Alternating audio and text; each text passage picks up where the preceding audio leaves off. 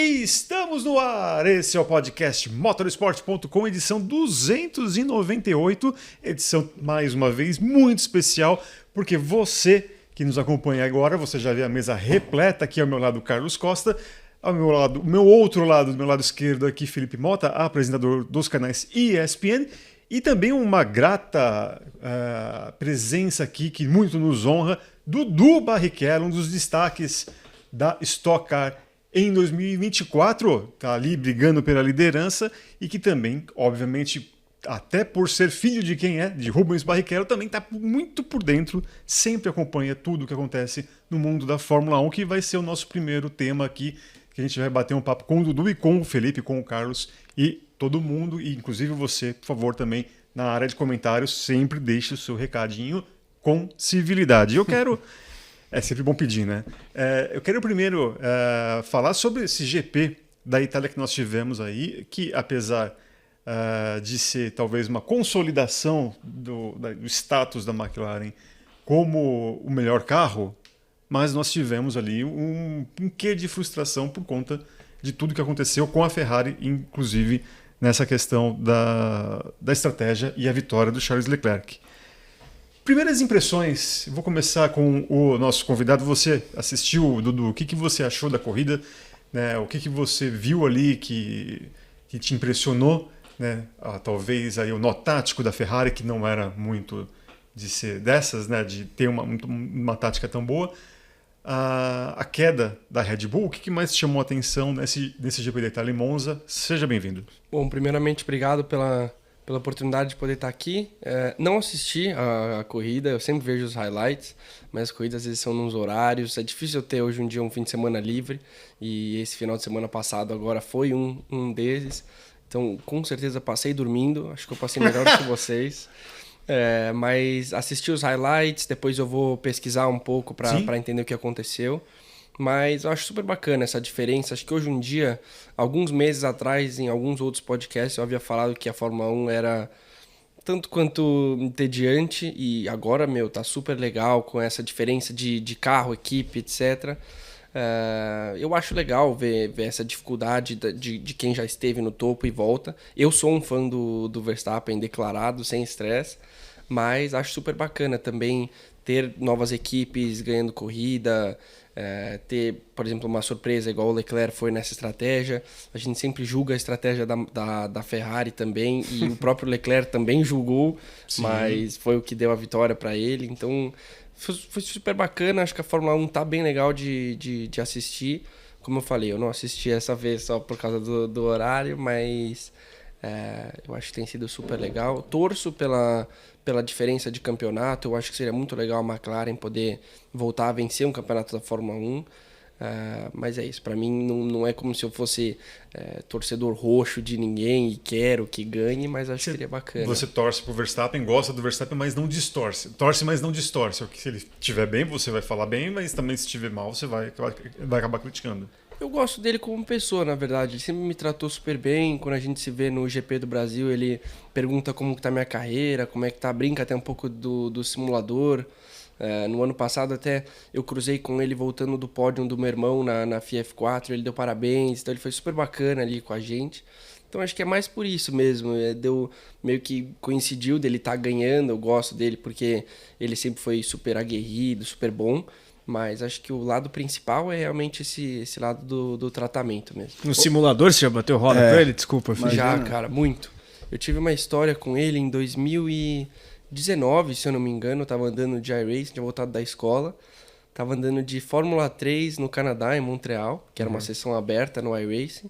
E tinha um cara lá com o nome de Max Verstappen, só que nick de jogo, às vezes você fala... Eu posso ser o Max Verstappen. E aí eu falei, cara... Tá, só deixa eu continuar andando. E, cara, eu ando bastante de simulador, né? Eu sou bem viciado, assim, e eu não conseguia passar o cara. Tipo, eu tava em segundo, eu tomava, tipo, uns 4 décimos, assim, tipo, era bastante coisa. E eu no talo. E o cara me escreveu, cara. Ele falou... Ele me escreveu... Eu tenho uma foto, depois eu mostro pra vocês. Ele me escreveu primeiro e ele falou... Cara, você precisa de ajuda com o setup? E aí eu falei... Preciso. Você tava com o seu nome também. Eu tava com ele o te meu nome. reconheceu ali. Não sei. Provavelmente. Mas aí ele me escreveu. Mas você não cara. colocou, tipo, um nome fictício? Não, qualquer? não, é o meu nome. E aí ele me mandou um setup, eu testei o setup e eu tomei, sei lá, menos de meio décimo dele, assim. Ou seja, ele te deu 3 décimos e meio. Ele me deu 3 décimos e meio e assim, eu já anteriormente estava com um setup que teoricamente era bem bom. Então assim, o cara, ele desde lá, ele já era muito viciado. E aí eu falei pra ele, cara, eu vou te falar bem a verdade, eu não acredito que é você. Se for você, me manda um oi no Instagram. E desde então ele me segue no Instagram. Por causa desse dia, ele mandou o oi mesmo, e era ele. E Pô, a que gente, legal, cara. Cara, a gente marcou de fazer umas briguinhas, sabe? As famosas tretinhas no simulador de ultrapassagens e tal. Acho que eu gastei 1 hora ali com ele, só eu e ele, batalhando, brincando de passar, bater, se divertir mesmo, molecagem. E, cara, eu não dormi essa noite e eu falei pra minha família. Foi um dia super especial pra gente, assim, porque foi muito bacana a oportunidade que ele me deu, assim, como fã, de poder andar junto no simulador, aprender. Ele tem uma equipe de simulador hoje, eu também tenho equipe de simulador, e a minha equipe é muito espelhada em cima da dele. Então foi um momento bem bacana. E acabou que ele conseguiu comprar esse meu simulador fã pra ele. Pô, mas pera aí, eu acho que isso é o lado bom de entrevistas, Dudu, porque a entrevista é um organismo vivo, né? A gente até ia perguntar sobre a questão do simulador. A gente conversou antes, mas você trouxe para antes. Vamos explorar porque isso é legal. Para quem não manja de simulador, porque agora eu me interessei em todo o processo de quando vai, que nem você falou, a gente fez as tretinhas. Isso se marca como, você imagina que tem uma chave ali para entrar no mesmo espaço. Quando vocês se comunicavam aí nessa segunda vez, já era com áudio, um falando com o outro, ou com uma webcam da vida se vendo? Porque isso, assim, você é uma figura importante no automobilismo brasileiro, não só porque é filho do Rubens, você está disputando o título da Stock Car, e o cara é o Max Verstappen, né? Que é um ET. Então, assim, tudo que a gente consegue trazer para porque para vocês é a vida de vocês, não é patrocinador. Vocês estão um na casa do outro, é um bastidor. Como que é isso? Essa coisa do marcar, manda um zap, manda um inbox. Como é que se... Dudu Barrichello e Verstappen na tretinha. Então é o seguinte, no iRacing você tem a pista tem todas as categorias e cada categoria tem uma pista por uma semana online, certo? Então de segunda a segunda, às 9h30 da noite, troca a semana. Então naquela semana o Fórmula 3 estava em Montreal, certo? Legal. Então, eu entrei num servidor, o servidor é aberto. Então, por exemplo, tem vários servidores e por servidor pode entrar, não sei, 50 pilotos. E a gente acabou, por sorte, caindo em um e tem, sei lá, 75 servidores abertos. E a gente acabou, por sorte, caindo em um. Não estava em ligação com ele, mas no jogo você consegue falar se todo mundo escuta. Entendeu? Mas a gente conversou por chat do jogo só. Nunca falei com ele nessa época por Discord, que é o que a gente usa. Sim. Mas nunca foi falado. Foi só um negócio que ele me deu a chance ali de brincar. E desde então eu já corri muito com ele no simulador, principalmente na pandemia. Aí na pandemia eu estive no Discord com ele, câmera ligada, etc. E também outras corridas durante as semanas que a gente pega para cruzar. Semana passada eu corri de NASCAR com ele, por exemplo. Eu não sabia que ele estava lá, tava eu e o Pipe, meu primo, e a gente... O Pipe é fanático por NASCAR, né? Muito, muito. Inclusive ele é 24 por causa do Jeff Gordon. E ele é muito, muito fã. E a gente andou junto com o Verstappen. Eu não sei se o Verstappen sabia, não sei se ele reconheceu a gente, mas a gente se empurrou e fomos primeiro e segundo numa oficial. Você e o Max ou você e o Pipe? O Pipe e o Max. Ah, que legal. Eu tava assistindo. Assistindo. Era uma corrida importante e foram primeiro e segundo. Excelente. Não, excelente. Excelente. E isso mostra muito, todo mundo tá vendo aqui falando desse lado do Max, que você mesmo falou, doente, porque o cara teve uma corrida aí recente, que ele foi dormir 3 da manhã, que foi uma polêmica desgraçada, porque foi de sábado pra domingo. Eu corri essa corrida. Você tava nessa corrida? A corrida da polêmica? Sim. Quando ele apareceu, você falou, não é possível que o cara tá aqui. Não, eu tava esperando já, porque eu vi ele treinando. E essas corridas são são os special events que a gente chama. E eles são igual a vida real, 24 horas de Spa, 24 horas de Le Mans. E o carro é mais difícil ainda porque você não tem acerto bloqueado, é acerto livre. Então, o que o jogo te deixa mexer, você pode mexer. Então, a diferença de setup é 100% real. Eu, geralmente, na minha equipe, tenho 2 engenheiros da Stock Car contratados para que Caramba. possam fazer. E quem faz o setup na minha equipe sou eu, Felipe Batista, Arthur Leist, o Pipe Bartz, o Léo Reis. Caramba. Então, assim, a gente não brinca. E a gente, geralmente, pra uma corrida dessa, treina de 1 a 2 meses, todo dia. Então, não é brincadeira. Sim. E, assim, eu vi ele treinando muito nos servidores, então eu sabia que ele ia estar lá. E, assim, o cara é um fenômeno, a equipe dele é muito boa. Mas a gente estava perto. Mas você acha que pode ter feito alguma diferença? Você já treinou também em véspera de corrida real? Você acha que isso pode ter atrapalhado de alguma maneira o cara jogando ali, focado, concentrado até 3, 4 horas da madrugada para uma corrida que ele vai ter no 6, 7 horas depois? Não, zero. Não atrapalha nada. Eu acho que é lógico que as pessoas vão julgar se o cara andou de simulador até as 3 da manhã e depois no outro dia não ganhou a corrida, o pessoal vai julgar. Mas ninguém sabe o horário que ele dorme quando ele não anda de simulador, por Exato. exemplo. Então, Se bobear até mais tarde. Exato. Como é que você vai saber, cara? Então, eu acho que quando a gente entra no simulador, nós pilotos reais, a gente consegue sentar no simulador, e a partir do momento que você senta no simulador, já tem que virar a chavinha, tipo, isso aqui é um carro diferente. Independente da categoria que você tá andando, é diferente, entendeu? Então, acho que quando você vira essa chavinha, as coisas que você aprende no simulador, as coisas que ele aprende na Fórmula 1, eles andam de maneira separada, entendeu? Então, na minha visão, não atrapalha de forma nenhuma, tanto porque muito das vésperas de corrida da Stock eu tô andando de, sei lá, Fórmula 3 na Hungria. Que não tem nada a ver. Exato, aí sento em Stock em Goiânia e não me atrapalha, muito ao contrário, me ajuda. Porque quando você anda categorias diferentes, carros diferentes, etc., eu acho que te deixa com a cabeça bem aberta em estratégias de freada, então break shape, quanto que você rola, de velocidade, ângulos de curva, estratégia de curva, acho que mais ajuda do que atrapalha. Eu tinha essa curiosidade sobre se atrapalhava ou não, porque são tipos de carro muito diferentes, né? Embora um real, o outro virtual, mas hoje em dia o simulador é muito próximo de vários aspectos das disputas reais. Agora voltando um pouco pro automobilismo do Verstappen, a gente viu aí ele sexto nesse GP da Itália, Red Bull perdendo rendimento. Você vê aí o Max escanteado na busca pelo tetracampeonato consecutivo, Dudu? Porque a McLaren tá com tudo aí, né? É difícil, né, cara? Você vê a frustração do cara, né? Ele tá acostumado a bater no ganhar, ele volante, sabe que é bom. Todo mundo é pessoa, né? O cara é ser humano também, não tem muito o que fazer. Logicamente não é o ideal, não é bonito de ver, né?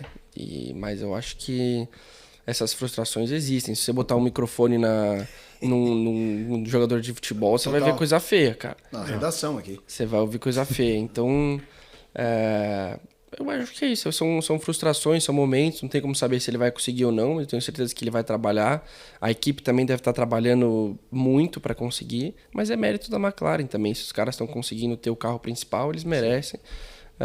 A própria Ferrari fez uma estratégia que mereceu a vitória. Então, é difícil de dizer se ele vai conseguir o título ou não, mas eu acho que ele vai batalhar bastante até o final. Eu tenho uma pergunta para você, que embora você não tenha visto 100% do GP da Itália, o GP da Itália não teve assim inúmeros lances que a gente precisa opinar, ele é mais geral até do campeonato, essa coisa da Ferrari bem, mas tem um ponto que eu queria te ouvir, que é conceitual, não entra muito no que aconteceu no GP da Itália, que é o fato da McLaren tá embora ainda atrás da Red Bull, com a cara de campeã de construtores, né, tá tirando vantagem importante corrida por corrida, mas não ter falado, cara, em pilotos tá difícil, mas se for com alguém, é com o Norris, né?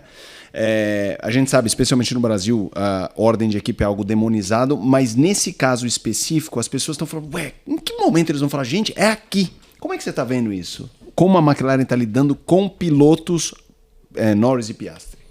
Uma boa pergunta. É difícil de responder essa pergunta. Mas, cara, eu sou fã da competitividade. Eu sinto que a gente corre de carro de corrida e a minha paixão é a competitividade. É poder saber que eu sentei num carro sabendo que eu posso disputar por algo que seja prazeroso. Então, ao mesmo tempo que eu concordo que a Fórmula 1 é um business, de certa forma, quando a McLaren, por exemplo, que a McLaren investe numa equipe de Fórmula 1 e você fala, cara, eu preciso trazer esse título, ao mesmo tempo foi colocado num esporte onde só se ganha um. Sim. Então, na minha opinião, eu sou do time de que, solta os caras aí e vê quem é melhor, entendeu? Sim. Quer ganhar, ganha aí, né? Exato. Eu concordo que existem estratégias para serem feitas, mas eu acho que tem que ser analisado dentro da McLaren, como eu sei que vai ser feito. para que nenhum atrapalhe o outro, como na minha visão foi feito no GP da Itália. O Piastri atrapalhou o Norris. Assim, cara, eu concordo muito com a ultrapassagem dele, eu acho que qualquer cara faria na situação dele, e acabou atrapalhando o Norris, mas não dou culpa no Piastri, eu dou a situação de corrida, certo? Sim. Então, eu acho que assim, pra McLaren não foi legal o desfecho daquela ultrapassagem só por conta da perda de tempo do Norris. Mas só pela ultrapassagem, se fosse uma ultrapassagem que fosse feita no meio da reta, o cara passa por fora na reta e não perde tempo,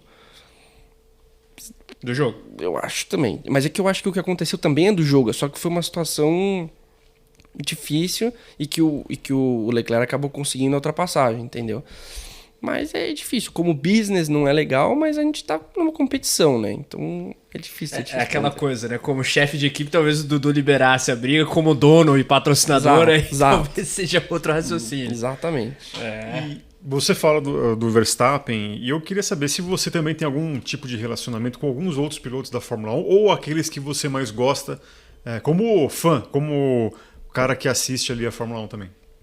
Cara, eu não tenho nenhum tipo de relacionamento, tanto que com o Verstappen eu também não tenho. Eu tive algumas vivências.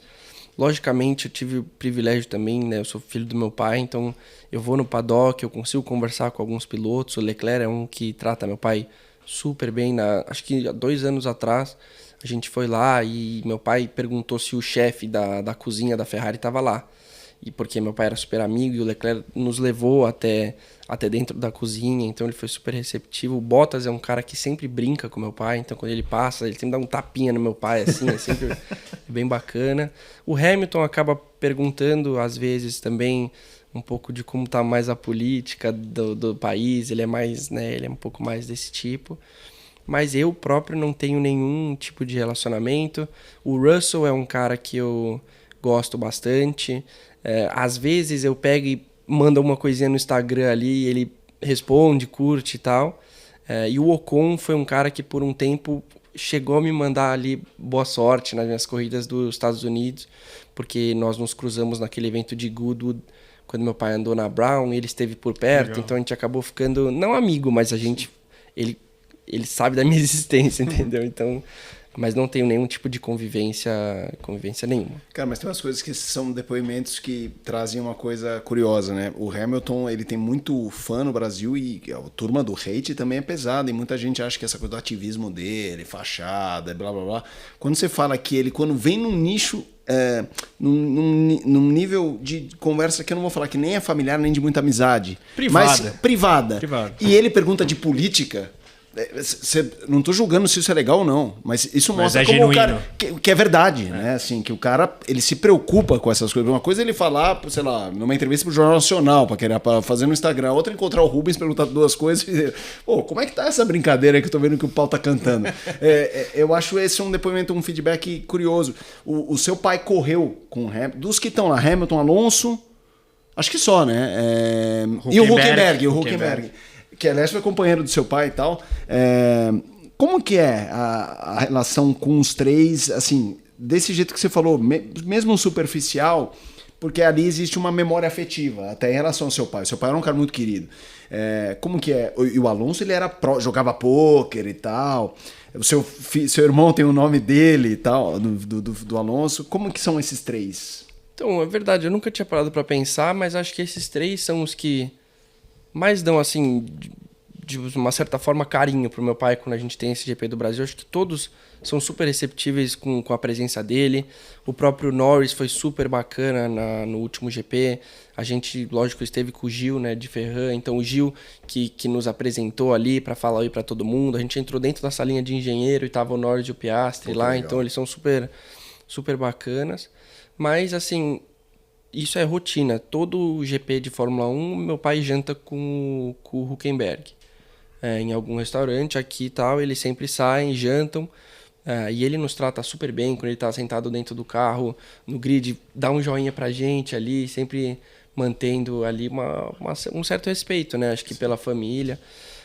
Mas é super bacana, porque é muito bom você chegar na Fórmula 1, onde a gente assiste, né, o pedestal do automobilismo e ver que os caras que a gente admira tanto, pô, olham pro meu... Tipo, tem tanta gente olhando pro meu pai, dá um joinha, dá um tempo pra para cumprimentar. Eu acho que isso é muito, muito bacana mesmo. E realmente, esses 3 aí que você mencionou, eu acho que mais o Hülkenberg e o Alonso, que são mais... O Alonso já foi em casa, já é um negócio um pouco mais de amizade. Ele é super amigo do Tony também. Aí junta os 3, dá aquela... Mas é super bacana. O Hülkenberg é outra figuraça também, né? Mas é curioso, né? Porque os 3, Hamilton, Hülkenberg e Alonso, personalidades um pouco diferentes entre si, mas cada um agregando aí. Agora, você citou os pilotos, voltando ao aspecto desportivo. Prateleiras de pilotos do Barrichello. Boa. Isso na primeira prateleira, você coloca ali Hamilton, Verstappen, Alonso pouco abaixo. Como é que você ranqueia esse grid da Fórmula 1? E até deixando claro aqui, sem casca de banana, a gente só vai, né, a gente pergunta por interesse pessoal. Sempre que vem alguém, quem acha melhor mesmo, porque esse debate rola muito. Norris, Russell, com os mais novos é muito isso. Isso, não é pra achar o ruim, é pra achar dentro dessa excelência, quem que são os caras que você fala, cara...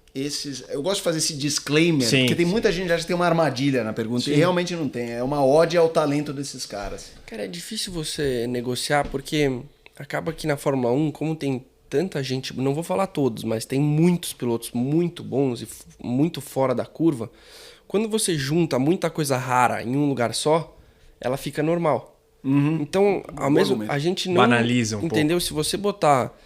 um deles ali em qualquer outra categoria, o cara vai despontar. Qualquer um ali daquela categoria. Então, é difícil a gente conseguir julgar, às vezes, um erro de um cara, e o pessoal que não entende 100%, quando vê um cara travando a roda, errando no quali, não sabe o quão bom seria aquela volta, por exemplo, se ele tivesse encaixado. E às vezes ele não encaixou por 1 centímetro ou outro. Então, eu acho que todo piloto tem o seu valor, principalmente os que têm carro ruim. Porque esses caras, eles vivem um momento muito complicado.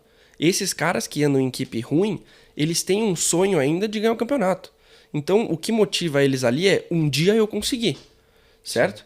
Então, eu dou muito, muito valor, muito mais do que esses caras que são famosos e ganham sei lá quantos milhões para brincar de Fórmula 1 e ganhar título.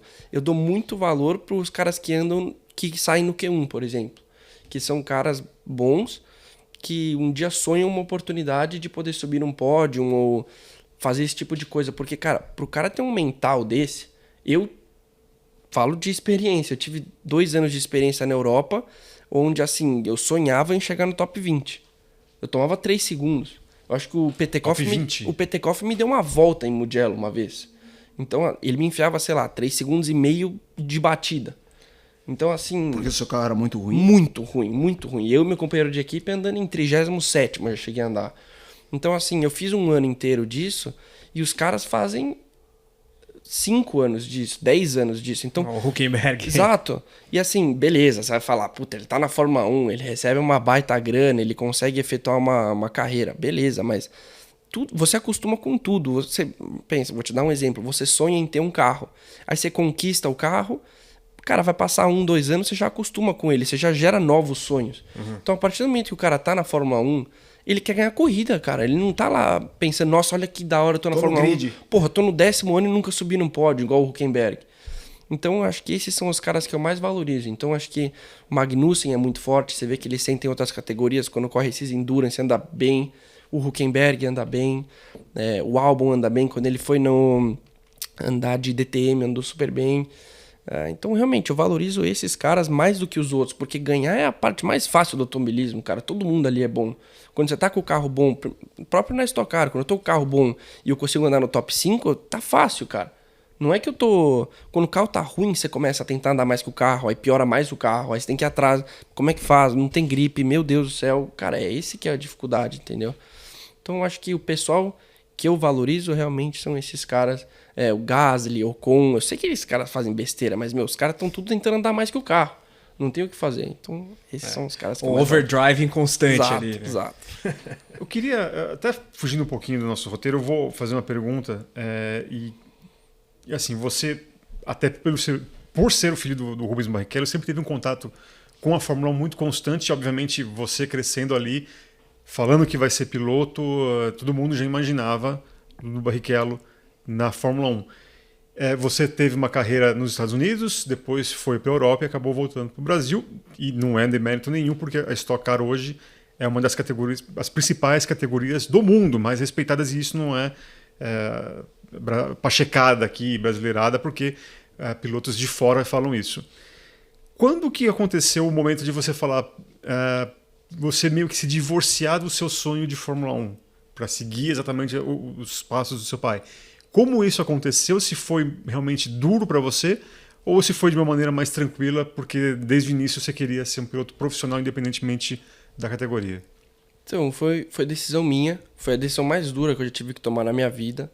Foi uma decisão que eu tomei de coração apertado. Eu vou falar que eu devo ter chorado uma semana inteira sozinho, porque não tô falando que é demérito, mas ao mesmo tempo, o meu sonho, eu tava abrindo mão do meu sonho para que eu pudesse entrar na vida. Eu acho que a gente tem que pensar que, beleza, automobilismo é um negócio, mas eu também tenho uma vida, eu também sou um ser humano, uma hora acaba essa carreira de automobilismo. Então, eu acho que eu tive que enxergar o mundo maior do que a pista e ver que, cara, eu sempre fui muito contra o meu pai vindo de onde ele veio, conquistar o que ele conquistou e gastar tudo o que ele ganhou no filho. Uhum. Na minha cabeça isso não faz sentido nenhum, todos os riscos que ele tomou, todas as dificuldades que ele passou para que ele pudesse gastar tudo e não viver o que ele merece viver para que eu pudesse correr mais um ano de Fórmula 3. Pô, você tá de palhaçada, cara, isso não existe. E eu tive essa oportunidade de correr 2 anos na Europa, eu tive essa oportunidade devido aos patrocinadores que nos deram essa chance. O ano de 2020 foi o último ano que meu pai botou dinheiro, eu determinei isso dentro de casa. Falei, pai, esse é o último ano que eu quero que você ponha dinheiro. Se não der nada, eu vou fazer a faculdade, eu não me importo. E meu pai, acho que ele pagou aquele ano 70% do budget. O resto, a Ali Combustíveis cobriu na USF, quando eu fui vice-campeão. E então eu fui contratado pela Toyota para correr lá fora, que nos deu o budget e realizou meu sonho de um dia poder andar numa pista da Europa, que sempre foi o meu sonho, poder conhecer uma pista, poder competir fora. E honestamente eu estava bem pronto, cara, para chegar lá. Eu acredito que 2021 para 2022 tenha sido talvez o pico da minha carreira, foi onde eu mais tinha velocidade natural ali. Mas assim, eu sentava para tomar 3,5 segundos, entendeu? O primeiro treino eu acho que eu tomei 2,5 segundos em Imola. E o Bibi, o Bortoleto também estava lá na mesma situação que eu, num carro super parecido com o meu. Eu e ele olhando um pra cara do outro, almoçando quieto, sabe? Aquele almoço, 2 caras quietos, assim. Falei, meu, acabou aqui, né? O que a gente faz? E assim, eu nunca tive a chance na Europa de poder demonstrar o que eu queria. Infelizmente, pela falta de apoio, pela falta de, se for ser franco aqui, de dinheiro mesmo, porque sim. Nessas categorias é business para os caras também, para a equipe top, o cara quer ganhar dinheiro ali, então quem tem mais dinheiro leva. E então a gente não conseguiu essa ajuda financeira. Eu acho que o que me salva dessa parte aí emocionalmente, acho que eu nunca andei atrás de um companheiro de equipe. Nesses 2 anos eu sempre fui o companheiro de equipe mais bem colocado. Em 2022, quando eu andei na Arden, o carro já era bem melhor.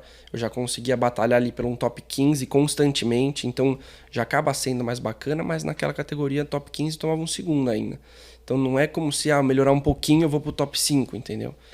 Mas você pode ver, meus companheiros de equipe eram o Josh Durksen, que hoje em dia está na Fórmula 1, na Fórmula 2, e o Noel Leon, que finalizou o campeonato em top 10 ontem de FF3. Então, assim, são caras bons, eles foram 22º e 23º, se eu não me engano, em 2022, eu fui 11º no campeonato. Então, você fala, puta, ele tava desaparecido. Eu subi uma vez no pódio, fiz uma pole. Spa, eu subi no pódio e eu fiz uma pole. Assim, você vai falar, cara, não é expressivo, mas é o que salvou a minha carreira, na minha opinião, da Mobil poder me dar essa oportunidade. E pro outro ano a gente tinha mais ou menos o mesmo dinheiro. Falei, cara, honestamente, morar sozinho, largar tudo. Eu alugava um quarto de 15 metros quadrados. Morar sozinho, num fuso horário onde eu não consigo falar com meus amigos. Não conseguia ver minha família. Honestamente, eu tinha 0 vontade de andar naquele carro. 0 vontade. A minha vontade era negativa. E ali eu passei por uma crise existencial de tipo, eu não sei se eu gosto de fazer isso. Não é que tipo, não sei se eu gosto o suficiente. Eu não sei se eu gosto. Não sei se eu tô disposto a fazer isso, porque eu não tô competindo. Por isso que eu passei a valorizar esses pilotos que andam atrás na Fórmula 1 por conta do carro deles. Porque não importa. Não importa se eu ficar 10 horas na academia ou se eu ficar uma, não vai mudar nada. Eu vou tomar 3 segundos, cara. Não é que... Entendeu? Então, a partir do momento que as coisas saem todas do seu controle, cara, ali eu percebi que a minha paixão é a competitividade. Eu preferia estar em casa jogando mini golf se eu pudesse competir para ganhar do que andar em 30º e falar, nossa, tô andando em Mônaco, tô andando em Imola. Eu não ligo para isso, entendeu? O meu negócio era poder ser feliz. Eu tava depressivo, full depressivo, falando, eu não quero mais ver um carro de Fórmula na minha frente. Foi o dia que eu liguei pro meu pai e falei, pai, me tira daqui, cara. Me tira daqui, eu não quero mais estar aqui.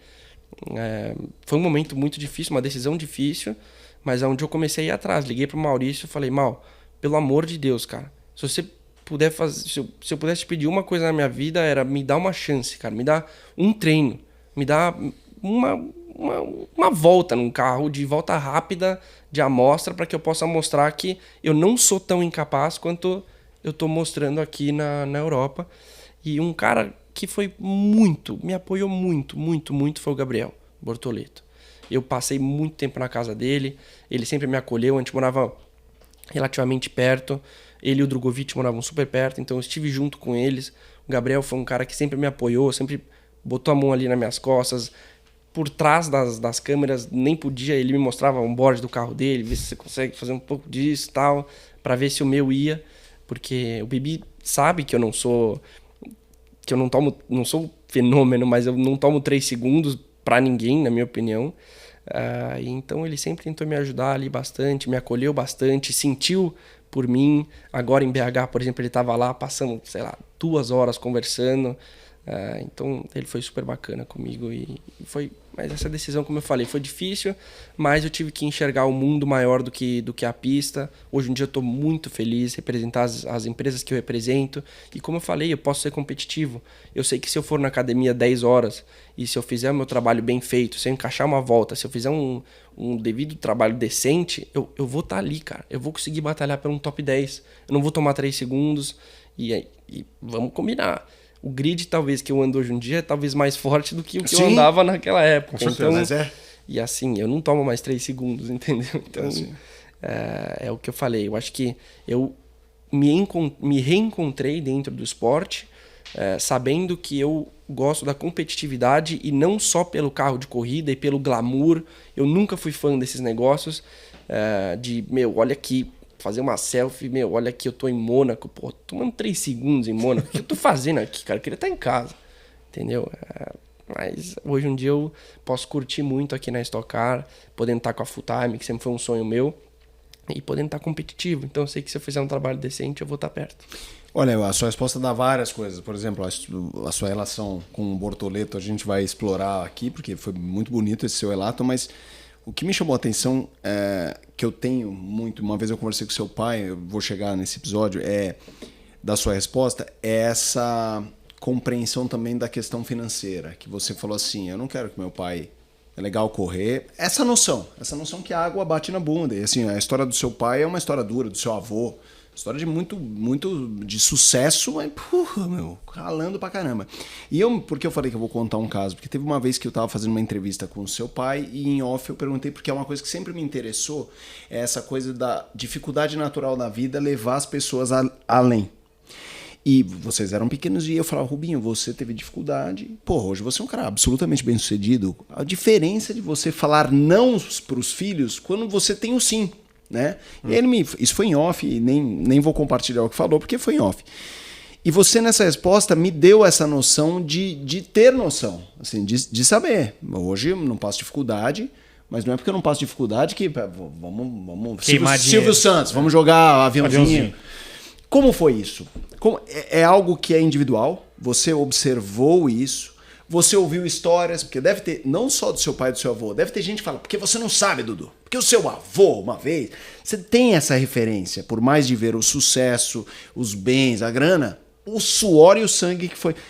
isso eu acho que é legal, porque muita gente... Todo mundo tem um pai, tem uma mãe e passa dificuldades. E às vezes esse exemplo, por mais que seja numa escala muito maior, traz para alguém esse senso de noção que muita gente da sua geração não tem mais, com muito menos dinheiro. Então essa sua resposta me chamou a atenção. Como é que você adquiriu isso? O Rubens fazia isso? A Silvana fazia isso? Ou não, você aprendeu de observar? Eu acho que eu sempre fui um cara bem... Eu não vou falar dinheirista, mas eu sempre fui um cara...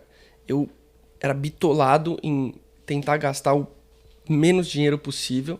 O meu pai sempre fez questão de saber, de fazer eu saber quantos centavos ele estava gastando para que eu pudesse estar ali me divertindo. Porque, lógico, acaba entrando uma pressão ali, uma certa determinação, uma disciplina quando ele falava para mim, eu gasto isso aqui. Então, dentro de casa, acho que dinheiro sempre foi muito aberto. Eu recebo X, eu gasto X por você, então você precisa fazer isso por mim. Sempre foi um negócio bem falado. Mas acho que a minha parte, a parte da família da minha mãe sempre foi um pouco mais pé no chão, de tipo, vamos ver o que... Porque o meu pai estava disposto a gastar tudo por mim. Essa é a verdade, ele estava disposto a torrar tudo. E eu falei, pai, eu não tenho vontade de fazer isso, porque eu quero ter os meus próprios meios, a minha própria história, construir minhas próprias coisas. E eu acho que quem mais me incentivou a poder ser mais realista com esse tanto de ver o mundo maior do que a pista foi muito meus tios, jafones. Porra, legal. Então acho que a conversa que eu sempre tive com eles, cara, o Felipe, o Zequinha, toda a minha família jafone, eles sempre foram muito próximos, eles são quase os meus segundos pais, então eles sempre me incentivaram muito na minha carreira. Minha mãe, principalmente, minha tia também, a irmã da minha mãe, eu acho que eles sempre foram, não desiste, você é bom, já me falaram que você é bom, então acho que a gente sempre foi bem realista nesse sentido, de saber que, cara, a gente tem que uma hora conseguir dar certo, não adianta eu ficar tentando chegar na Fórmula 1 até 27 anos, 28 anos, eu também quero ter uma vida, eu quero ter o meu dinheiro, eu quero construir a minha história, então eu acho que os meus tios foram um ponto-chave nessa transição. Muito legal a resposta e também a gente tem uma noção um pouco mais palpável do porquê você e o seu pai se curtem tanto na pista, na estoque, nos altos e baixos, né? Claro, isso é muito emblemático quando você ganha, seu pai fica emocionado e vice-versa, mas agora dá pra ter a dimensão palpável do quão realizador é estar ali, né, Dudu? Sim, 100%. O Maurício, na verdade o Mau, né, o meu chefe de equipe hoje em dia, antes de eu ir pra Europa, ele falou, cara, sai dessa, cara, não vai pra Europa. Vem andar pra mim. E o Maurício é o cara que, na minha visão, é um dos caras que lógico, família salvou minha vida. Família é família, mas sim, fora da família, o Maurício é o cara que salvou a minha... Eu não digo só a minha carreira, mas acho que a minha vida. Eu acho que ele, quando eu tinha 15 anos, eu não sei se vocês sabem disso, quando eu tinha 15 anos, ele falou, mal daquele jeito nele, deixa eu testar esse pirralho aí. Ele me botou pra andar num Stock Light, em Londrina, quando eu tinha 15 anos, eu tinha 2 anos de kart. Eu andava de Minimax, cara, andava naqueles karts pequenos, e ele falou, deixa eu testar esse pirralho aí, vou botar ele pra andar num Stock Light meu, ver se ele anda. E eu não lembro como é que foi esse treino, eu lembro de eu andando no carro, mas aparentemente ele ficou super impressionado com o que eu havia feito. Na época ele tinha o Vitor Batista andando no carro, que é um baita de um piloto bom, e acho que eu andei o dia inteiro e eu tomei 2 décimos. Então assim, eu tava perto do cara e ele era um dos caras, sempre foi, né? O Vitor é muito bom piloto, ele sempre esteve ali na frente e eu tava perto de virar o que o cara tinha virado e eu tinha 15 anos. Não é como se eu tivesse muito mais ali, mas era meu primeiro contato no autódromo. Então desde ali o Mamal sempre acho que ele confiou em mim e isso fez bastante a minha família jafone confiar em mim também, porque, né, quando o pai fala, puta, meu filho é bom... Pai é pai, né? Exato. E então acho que quando o Maurício falou pra minha família que eu era bom, o pessoal começou a dar uma confiada. Falou, opa, talvez isso aqui. E então quando eu fui pra Europa, o Maurício falou, já vem pra estoque, a gente consegue ganhar corrida. Eu falei, cara, que estoque? Eu vou chegar na Fórmula 1. E aí, quando eu fiz essa ligação, falei, vamos atrás. E o Maurício, revirou do avesso para que a gente pudesse fazer. Tanto que o meu contrato, aquele dia que eu assinei e eu anunciei que eu iria correr de estoque, era basicamente para anunciar que eu iria correr 6 etapas. Porque a gente não tinha arrumado o dinheiro, meu macacão tinha um monte de parte em branco, o carro um monte de parte em branco, e às 6 da manhã daquele dia a Fini fez uma ligação e a gente fechou o contrato pro ano inteiro. Isso 23. Isso 23. Que você fez corridas em 22 já, na estoque. Eu fiz Como convidado. Eu fiz 2 corridas 21. Tá, beleza. Eu fiz 2 corridas 21. E aí 22 eu corri convidado. E daí 23 eu fui contratado pra andar. E aí eu liguei pro Mal e falei, Mal, pelo amor de Deus. Ele falou, cara, tá muito em cima. Não sei se dá, mas vamos conseguir e tal. E aí tamo aí. Tamo aí, ó. Ó, ele participou da live do Motorsport e no tema McLaren, ordem de equipe, partiu dele, né, Carlos? É verdade. Ele, por exemplo, no meu caso, eu nem falei isso antes, mas o Dudu tá na frente do Rubens. Se eu tiver que... Ele usou você e o Rubens pra falar do Norris e Piastri, condenando a McLaren. Como disse, se na hora H precisar, o Dudu tá lá. Eu sei que isso é uma brincadeira, mas Stock Car, a gente tá falando de um dos grids mais difíceis de talento e de, cara, pelinho pra cá, pelinho pra lá. Mas uma volta, errou, não é que errou uma volta, errou uma curva, você sai de terceiro pra 25º. E no segundo ano, eu não sei vocês, eu tô surpreso com o seu desempenho. Não por não acreditar, mas não acreditar quão rápido você ia chegar lá. Você tá surpreso? Acho que pro piloto, o piloto talvez não fale surpresa, mas assim, surpresa, assim, de tão rápido poder dizer, cara, eu tô disputando o título, porque é isso que você pode falar. Tem chão ainda, mas você tá disputando o título da Stock Car. Consistentemente bem, eu acho que é esse o principal ponto, Dudu. Cara, é difícil te responder essa pergunta, mas se eu te for sincero, eu nunca achei que eu fosse um piloto bom. Eu fui muito ruim por muito tempo no início da minha carreira, principalmente no kart. Eu comecei muito tarde. Eu comecei em 2013. Com 12, né? Com 12 anos. E se eu não me engano, o Caio Collet sempre foi meu melhor amigo. A gente estudou junto na mesma sala da escola. Ah, que legal. E ele começou assim... Cara, ele tava calejado de andar de kart. Já não aguentava mais andar de kart com 12 anos. E eu falando, cara... Como freia mais dentro, como faz uma ultrapassagem. Então, eu comecei muito tarde, por isso esse retardo de performance. Mas eu acho que demorou ali uns 2, 3 anos para eu começar a querer andar no top 5 de kart, enfim. Mas eu vou te falar bem a verdade, eu não quero ser... não quero que pareça que eu tô confiando em mim demais, nem nada, mas com o trabalho que foi feito, pelas coisas que eu passei... Eu não digo disputando o título, porque realmente disputando o título é uma surpresa, mas eu sabia que eu não ia chegar aqui e tomar o que eu tomo na Europa. Porque o meu carro, na minha opinião, era muito discrepante do que tinha que ser. Então, a minha primeira vitória foi uma surpresa, mas eu achei que ela eventualmente pudesse chegar. Eu trabalho muito, muito, muito por isso, eu ando muito no simulador, eu respiro isso, eu me dedico 100%. Hoje um dia eu reconquistei esse meu... tesão realmente no esporte, na competitividade, mas eu não posso falar para você que eu esperava batalhar por um título de Stock Car, que eu esperava fazer nada na Stock Car. Eu esperava estar competitivo algumas horas, sim, mas não ganhar a corrida e disputar o título. Antes da gente voltar a falar da Stock Car, você falou do Bibi, né, Gabriel Bortoleto, e ele é um dos caras que está sendo apontado aí como podendo chegar à Fórmula 1 pela Sauber/Audi.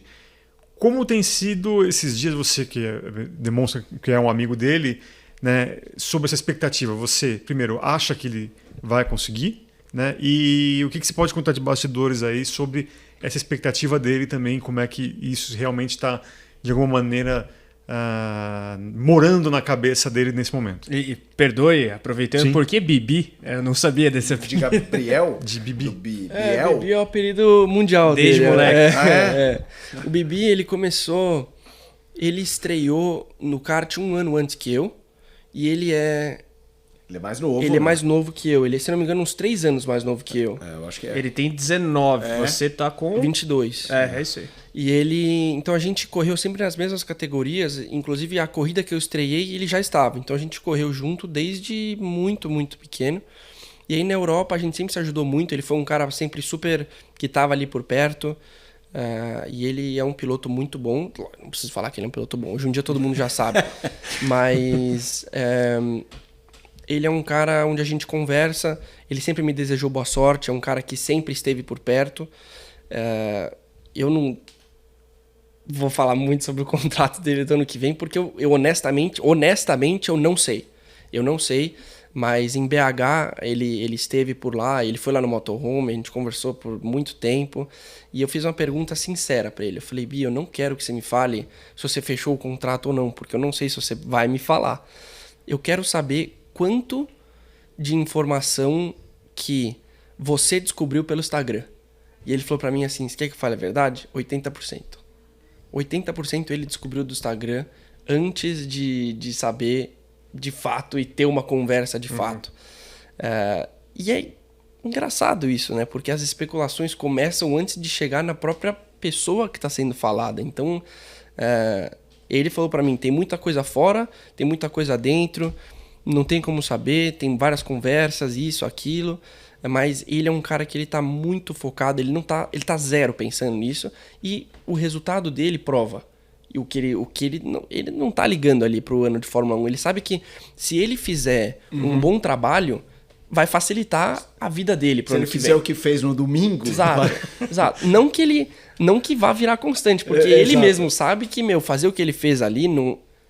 Vai ser difícil ele repetir aquilo ali, entendeu? Mas ele é muito bom. Ele se dedica muito, ele também é um cara muito focado no simulador, anda muito de iRacing, muito de simulador, treina muito, vai na academia, enfim, faz um negócio ali que o pessoal faz. E eu acho que é isso, ele tá muito bem focado pro ano de Fórmula 2 dele. Ele sabe que se ele fizer um bom trabalho, o nome dele vai ficar com um status cada vez melhor e pode ajudar ele a ter o banco no ano que vem. E eu não sei se ele vai ter esse banco ou não. Se Deus quiser, já em 2025 teremos Gabriel Bortoleto na Fórmula 1. A gente está aqui resvalando no assunto Stock Car, mas deixa eu fazer oficialmente aqui para rodar a vinheta. Então, vamos falar agora da maior e mais importante categoria do automobilismo brasileiro. Chegou a hora de acelerar no momento Stock Car. Este é o momento Stock Car e, obviamente, não poderíamos deixar de ter essa oportunidade de falar com um dos candidatos ao título desse ano, apenas 6 pontos separando o Dudu Barrichello do Felipe Massa da liderança, mas também com na segunda posição, me lembra aí... Felipe Batista, e também tem um empatado, que é o Ricardo Zonta. Né? Como que você agora encara cada etapa da Stock Car desde que você teve essa condição, especialmente depois das suas últimas vitórias? Como que você encara da mesma maneira como no início do ano? Agora você tem muito mais a perder. Como que você agora está imaginando? Vale lembrar que nesse fim de semana agora teremos a etapa do Velopark, com transmissão, inclusive, da nossa Motorsport TV Brasil aqui no YouTube. Ao mesmo tempo que é diferente, é igual o approach. Eu acho que não tem por que eu mudar nada. A gente tem só subido no campeonato durante o tempo. Então, realmente não muda muita coisa. A gente continua fazendo o mesmo trabalho. A gente continua indo atrás de possíveis melhoras. E não só no carro, em mim também. Eu estou aprendendo. Eu não completei 2 anos na Stock Car ainda, né? Então, minha carreira inteira andei de carros de Fórmula. Então... eu ainda tenho muito para melhorar. Tem muitas coisas que meu pai ainda faz melhor que eu e que ainda tem margem para melhora, principalmente durante a prova. Mas eu acho que a gente tá competitivo, a gente está melhorando, cada vez colocando mais peso, né? O lastro do sucesso, que é um negócio que me orgulha bastante, porque é bem bacana poder estar aí no top 6. Eu honestamente, esse ano eu cheguei com o objetivo de talvez beliscar ali um top 10. Sempre quis me ver na primeira página do post da Stock Car ali no campeonato. E a primeira vez que eu fiz isso eu já fiquei muito contente. Acho que são pequenas vitórias internas, né? Aqueles objetivos que você seta no começo do ano e que eles vão meio que atualizando durante a temporada. Mas é isso, eu sou um cara que eu não penso muito nos pontos, não penso nos campeonatos. Não tenho essa história de agora eu tenho mais a perder, porque eu sempre fui um cara um pouco... mais conservador, sempre pensei nesses pontos, independente se eu estivesse em 20º ou se eu estivesse em primeiro, Então não muda. Eu não olho o campeonato, eu fico sabendo, lógico, porque todo mundo fica sabendo e me pergunta, ó, o campeonato tem? Eu falo, mas é um negócio que realmente eu não dou muito valor a isso, porque vai ganhar o campeonato quem tiver mais ponto no final de Interlagos. E tem mais 5 finais de semana. Sim. 5 finais de semana é uma vida ainda, cara. Eu posso chegar em último ainda nesse campeonato, entendeu? Então, não tem nada decidido, não tem nada feito. Logicamente, eu tenho que dar o devido valor de eu estar ali em quarto no campeonato de Stock Car, a 6 pontos do líder. O último final de semana eu entrei a 55, se eu não me engano. Então, a gente tá bem de fato. Mas eu não tô pensando na minha comemoração do título, nada desse jeito. Tô pensando em tentar fazer o meu melhor trabalho. Meu sonho ainda é conseguir me estabelecer de fato, ter relações longevas com o pessoal da equipe, com o pessoal dos meus patrocinadores. Então, eu tô muito mais pensando nisso do que em, nossa, eu preciso ganhar meu título. São poucas pessoas que ganharam o título no segundo ano, sendo uma delas o Rubens Barrichello. Sim. Mas zero pressão, eu acho que eu tô super tranquilo, eu tô numa época muito boa, o pessoal da equipe me valoriza do jeito que eu espero, eu também valorizo eles do jeito que eu espero, então eu acho que a gente tá num momento bom, eu gosto muito do environment que a gente tá lá dentro, né? Eu acho que a conexão, a química que tem ali dentro da equipe no momento é muito boa, e a gente tem que continuar fazendo boas coisas, melhorando, e vamos ver o que dá.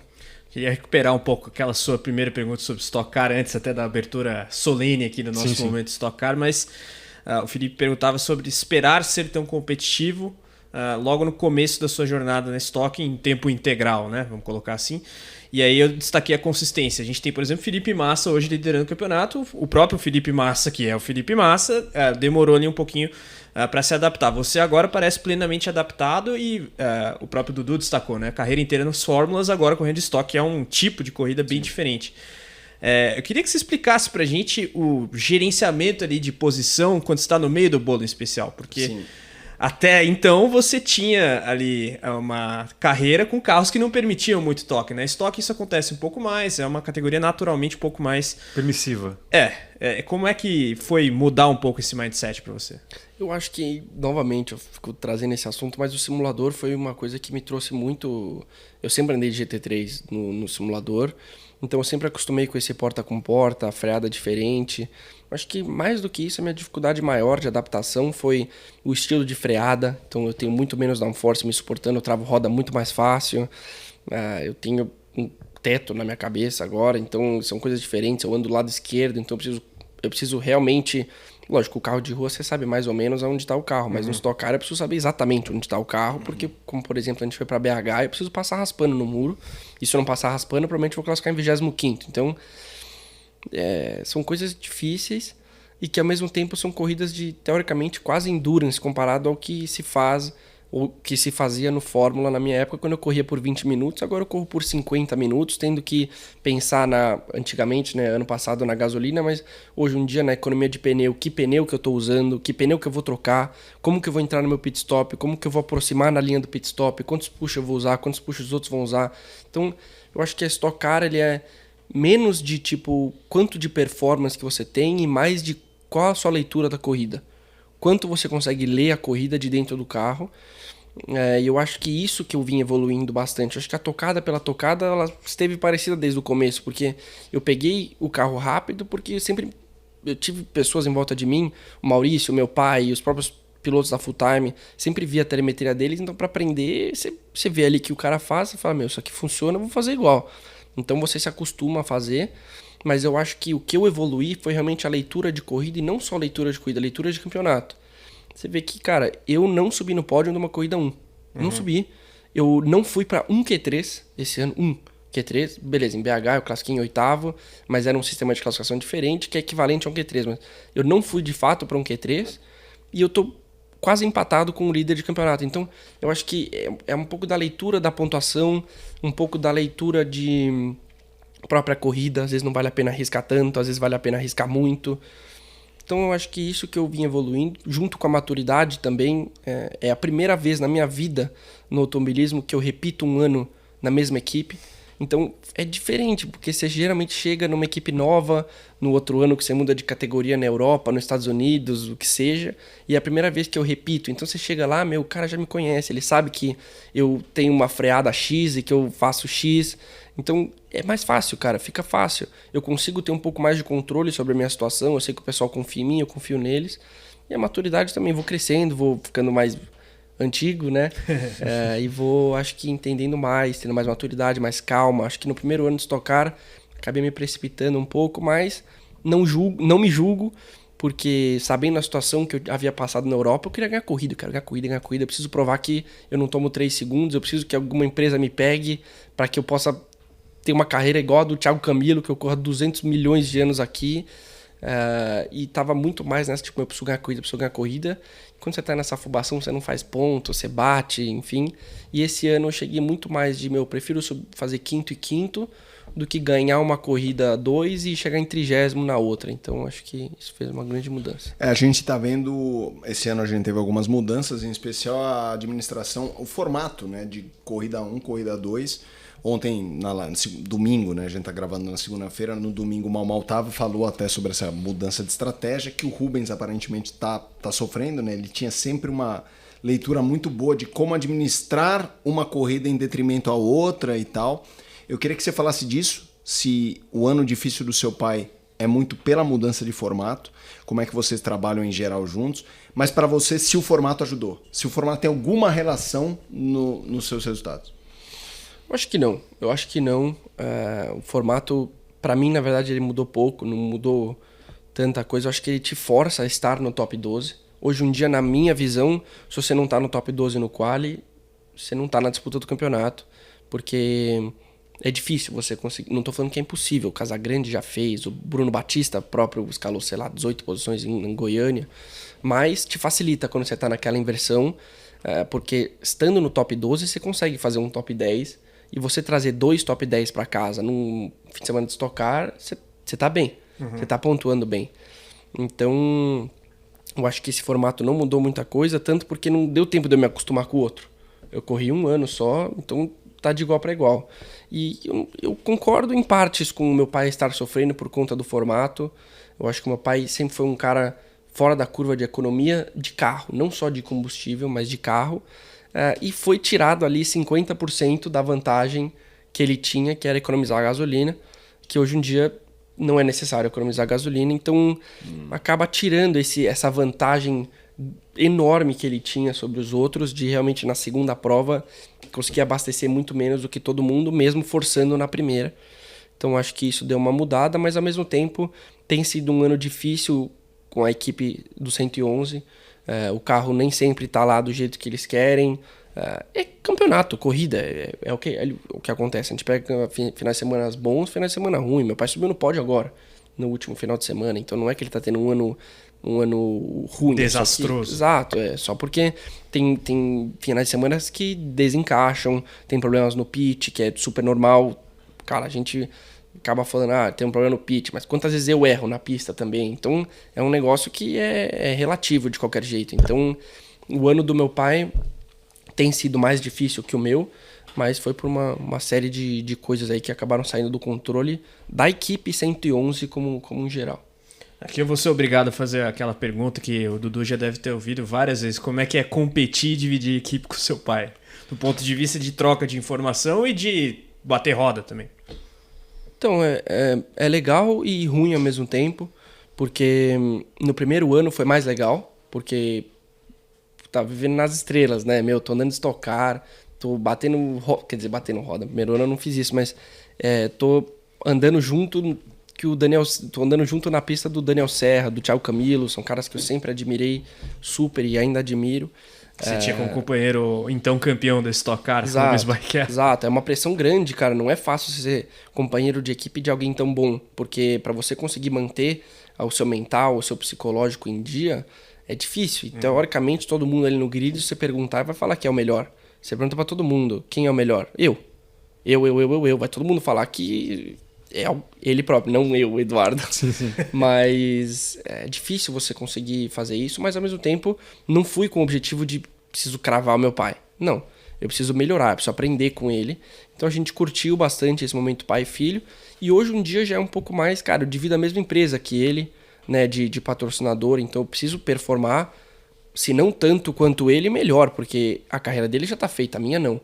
Então tem sido legal, a gente divide muita informação, mas ao mesmo tempo, hoje um dia é esquisito, cara. É esquisito, porque ao mesmo tempo que eu sou filho dele, e ele sabe muito mais que eu, ele teve uma carreira muito mais bacana que a minha, diríamos, tem vezes que ele acha que eu tenho que fazer alguma coisa no carro que eu não acho.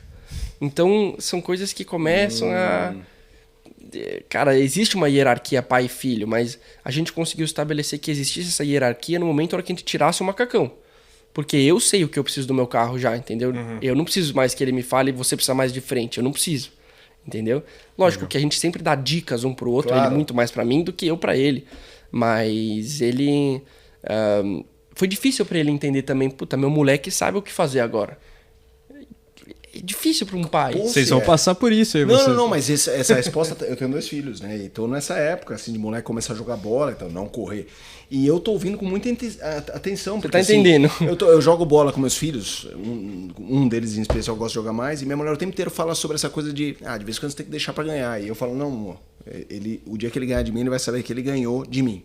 Só que vocês, eu nunca vou competir com meu filho. A minha vida não é moldada pra isso. A de vocês é. E não é só competir, é essa coisa do feeling, porque o pai tem essa coisa de achar que sabe mais, não só sobre setup de carro. Se ele falar, você vai sair pra tomar uma cerveja com os amigos, não volte mais cedo, tome cuidado. O pai sempre acha que sabe tudo, e em geral, ele sabe. Exato, mas exato. o filho vai ter uma que o filho vai estar certo. E vocês ali na pista, como é saber que é essa uma? Sabe? E eu fico te pensando, não de peitá-lo, mas de você chegar no seu quarto no hotel e falar, cara, hoje eu tava certo. Ou, putz, eu preciso saber falar pro meu pai, deixa eu fazer do meu jeito. Até para que se eu errar, eu também começar a ganhar o feeling do erro. Cara, isso é muito interessante. Eu Então, queria que você porque explorasse um pouco mais isso. São coisas que eu e meu irmão sempre tivemos dificuldade na nossa carreira, porque o meu pai sempre tentou evitar o nosso erro. Então, isso é uma coisa horrível, e uma coisa horrível pro esporte. Ele me fazer evitar o erro porque ele já passou pelo erro. Isso é uma das piores coisas que você pode fazer para uma pessoa, porque eu, como um esportista, eu preciso errar o máximo possível. Porque quando eu erro, a porcentagem de informação que eu consigo coletar daquele erro é enorme. Quando eu deixo de errar porque alguém falou pra mim que eu iria, eu permaneci no mesmo nível que eu tava, eu não evoluí. Eu só deixei de regredir. Só que eu preciso errar, eu preciso testar as minhas coisas. E num carro de corrida, como a gente tem muito pouco treino, às vezes eu sou um cara assim, eu quero testar um pouco mais de caster. Até eu não testar, eu vou ficar com esse caster na cabeça. Eu preciso testar. Se meu pai já testou há 3 anos atrás, ele sabe que não vai dar certo, eu falei pra ele, papi, não faça no seu. Deixa eu fazer no meu, cara. Entendeu? Deixa eu fazer no meu, deixa eu ver. Deixa eu testar, cara. Deixa eu evoluir. Então eu acho que a partir do momento que ele entendeu isso, a gente infelizmente, mas felizmente, a gente deu essa desgrudada de pai e filho dentro da pista. Eu rezo por ele, eu fico em BH, pergunta pros pilotos que estavam no segundo grupo, eu tremia de ver ele sair, porque é uma pista, francamente, muito perigosa. E meu pai tem 50 anos, não é que ele dá uma baita panca, se quebra inteiro, recupera em 2 meses. Sim. Não é assim mais, entendeu? Então, eu amo ele do mesmo jeito, se não mais, porque eu o admiro, sei do que ele é capaz, certo?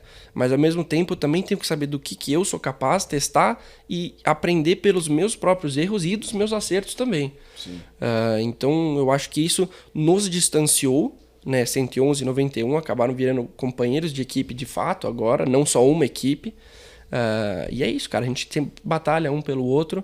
No último ano eu fiz coisas durante o final de semana, dei preferências pra ele porque ele estava na disputa do campeonato e dessa vez é a vez dele. E não significa que eu sou melhor que ele, eu nunca, essa é a minha verdadeira opinião, eu nunca vou ser melhor que ele.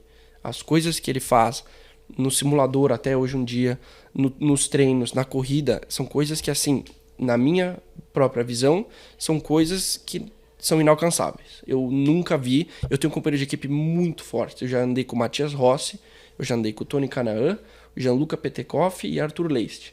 Soma o quanto de título esses caras têm. Eu nunca vi nada parecido. Nunca. Em relação ao Rubens. Nunca. Então, assim, o nível que ele tem de entendimento do carro, da corrida, de leitura, eu duvido, tô sendo sincero, eu duvido que um dia eu vou chegar perto. Mas eu sei andar rápido, tanto quanto ele, talvez, e eu vou me virar um dia, entendeu? Eu vou saber fazer o que tem que fazer. Mas o nível que ele tem, eu nunca vou chegar. Mas eu vou evoluindo. Eu tenho espaço para evoluir, tanto porque ele põe um nível muito alto para que eu possa um dia tentar chegar perto. Eu sei que eu tô longe ainda, mas no momento, hoje segunda-feira, a preferência da equipe hoje um dia é minha. E não significa nada. Não significa nada. Significa que eu tive um ano mais feliz que o dele. Meus resultados acabaram encaixando mais que o dele. Não significa que eu sou melhor, não significa nada.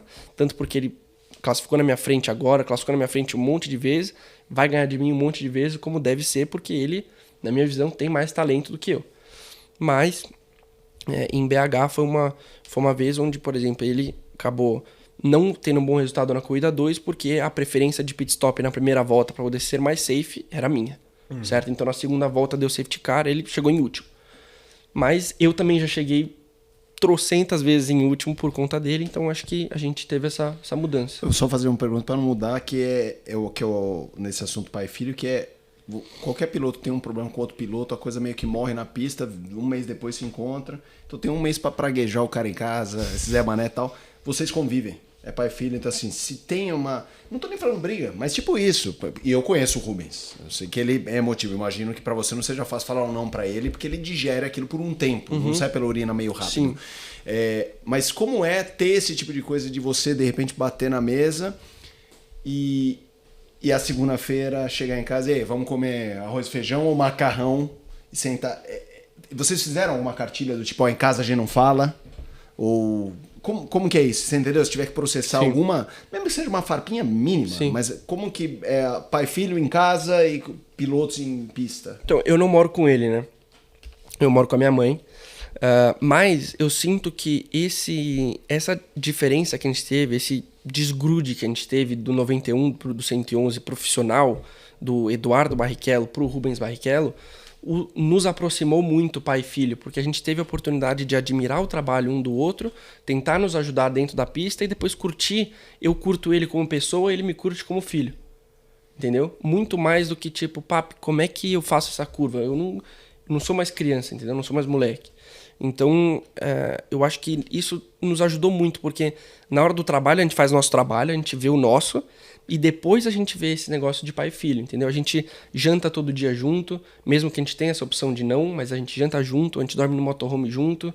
Tem dias que eu até durmo na cama com ele. Puta, eu adoro voltar de um treino que eu tô com dor de cabeça, que eu tomei pau, ou que eu próprio fui bem, mas não senti que o carro tava bom, ou que eu não tava bem. Adoro que ele faça um carinho em mim, por exemplo, do jeito que, eu sempre vou ser o filho dele.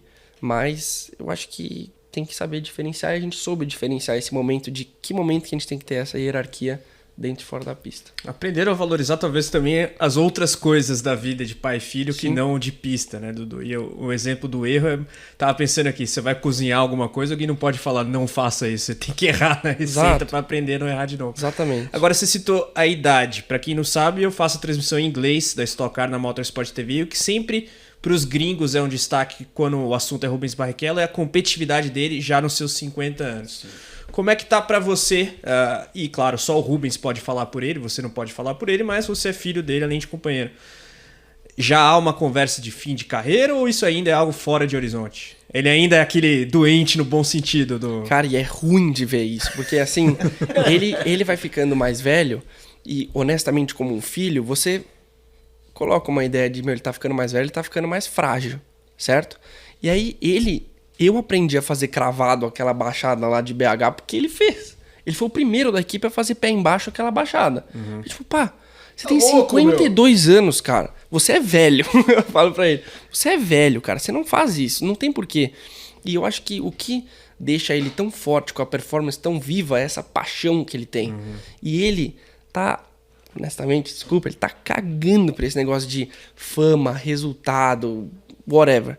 Ele quer ganhar corrida, cara. Esse é a paixão dele, ele quer melhorar o carro, ele quer sentir que ele é competitivo, ele quer ganhar a corrida. Então ele é um moleque, Ele senta lá e ele quer ganhar a corrida. Eu duvido ele acabar a carreira dele nos próximos 8 anos. Eu duvido, porque ele tem muita performance. E daí você vai falar, puta, vai chegar aos 60 anos dele, correndo na Stock e vai ganhar um campeonato? Vai ser difícil. Mas ele é um cara que, assim, ele gosta muito de fazer ali e ele é muito bom, cara. Muito bom. Você vê, ele faz uns negócios que, eu não consigo exemplificar pra vocês num número, mas são coisas que, tipo assim, ali naquela hora eu tô com dificuldade de fazer, ele tá fazendo, tipo, suave, entendeu? Um negócio que ele faz que é ridículo e todo mundo fala dentro da equipe a gente tem um botão no rádio. A gente tem alguns jeitos de rádio no volante. Um você clica, a hora que você solta, para. Mas tem um que é uma chave, então você vira. Ele vira a chave e faz a volta conversando com o Maurício, cara. Isso é ridículo, cara. Isso, tipo, isso é injusto quase. Tipo, fala, por que esse cara tá correndo aqui? É injusto. E quem reclama disso é o Arthur. O Arthur Leist brinca com isso e fala, cara, na reta, você escuta o nosso rádio falando, meu pneu tá acabando. E meu pai, tipo, acho que eu preciso trocar meu dianteiro direito e porque isso, porque aquilo. Eu falo, mas ele tá, tipo, lado a lado, por fora da curva de alta. É feio de ver, cara. É uma discrepância muito grande. Então, eu acho que ele é top por conta dessa paixão que ele tem mesmo.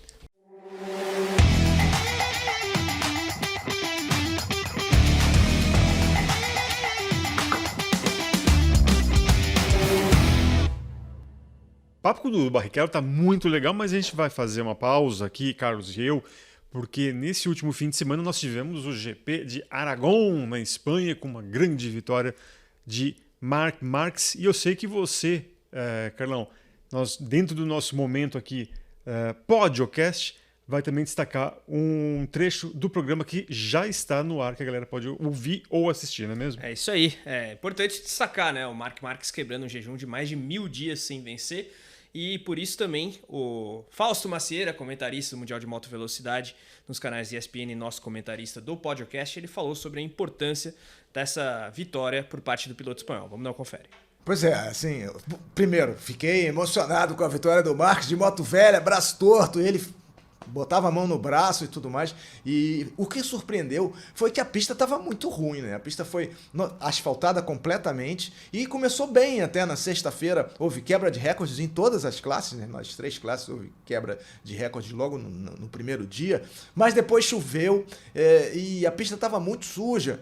E com a chuva, que teve toda a noite chuva, teve chuva na sexta-noite, teve chuva no domingo de manhã, sábado à noite. Então, as condições de aderência eram muito ruins, né? Porque lá é um desertão, então venta muito, traz areia para a pista e a faixa que tinha de aderência era estreita. E o Marc Marquez soube lidar muito bem com essas circunstâncias e o Bagnaia não soube lidar bem. Eu acho que o fornecedor de pneus não fez a melhor escolha e vetou o pneu macio que foi usado na corrida sprint, onde o Bagnaia largou mal e a partir daí complicou a corrida dele totalmente. Ele chegou em 9º, fez 1 ponto só, o campeonato já virou, né?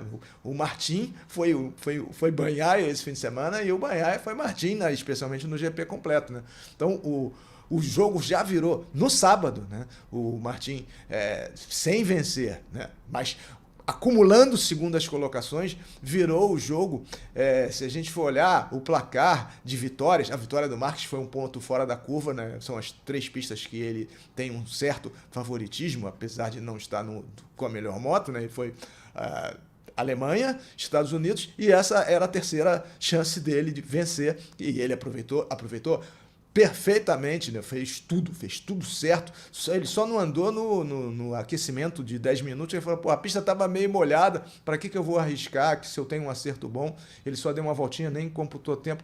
Mas as corridas estão sendo decididas, né? Chegou na primeira curva na frente, sobreviveu às primeiras curvas da primeira volta, você estabelece uma vantagem, que é o que o Bagnaia vinha fazendo, fez na Áustria, né? E quando não acontece um contratempo, isso estabiliza a corrida e o Martin vem colecionando os segundos lugares, né? Se você ver, o placar em vitória está 7-2 para o Bagnaia contra o Martin, mas o placar de segundos lugares está 5-0 para o Martin. Então o Martin está lidando com as situações adversas melhor, muito melhor do que fazia no ano passado. E foi também beneficiado com o acidente, né, que deixou o Bagnaia fora da zona de pontos. O Bagnaia jogou fora 13 pontos, que ele tinha a 4ª colocação, estava brigando pelo pódio.